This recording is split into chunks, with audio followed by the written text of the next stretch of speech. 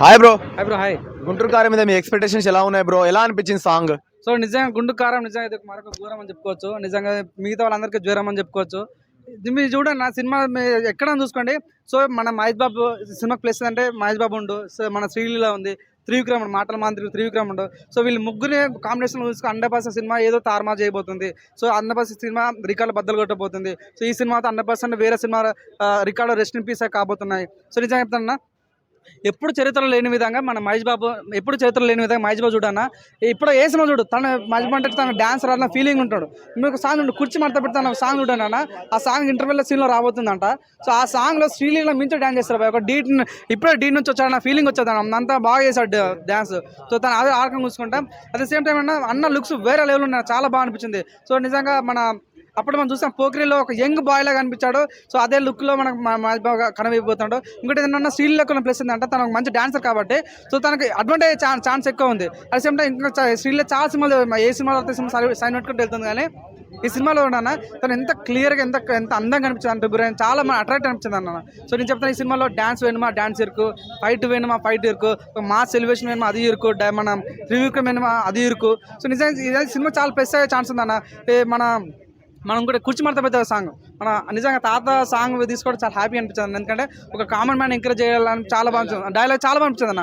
ఒక తను ఎప్పుడైతే ఫేమస్ అయినా అన్న తన అప్పుడు తన రేంజ్.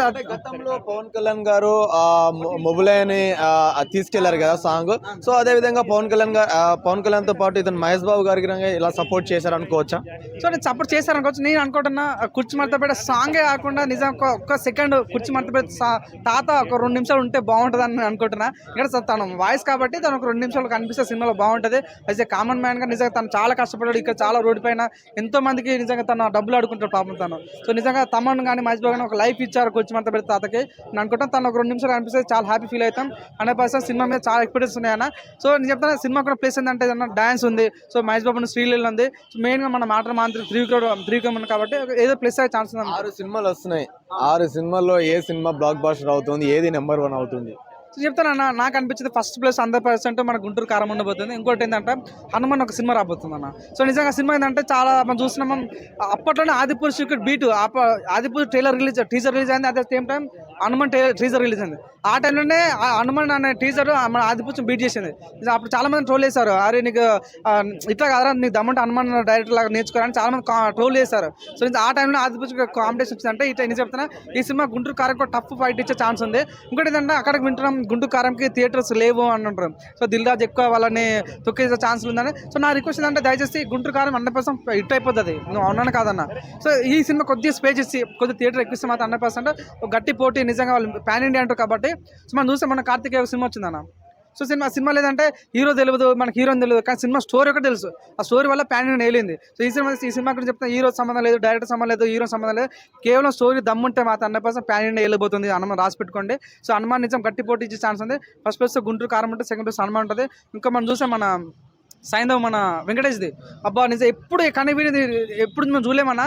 సో మన వెంకటేష్ అంటే నవ్విస్తాడు, ఏడిపిస్తాడు. లైక్ మనం అంతకుముందు చూస్తాం మన నారప్పలో నిజంగా చాలా ఎమోషనల్ కనెక్టివిటీ మనకు ఉంటుంది అనమాట. లైక్ గురువులో ఒక టీచర్గా ఉంటాడు. సో అంతకుముందు మన రానా నాయుడులో ఒక నిజంగా 18+ సినిమా.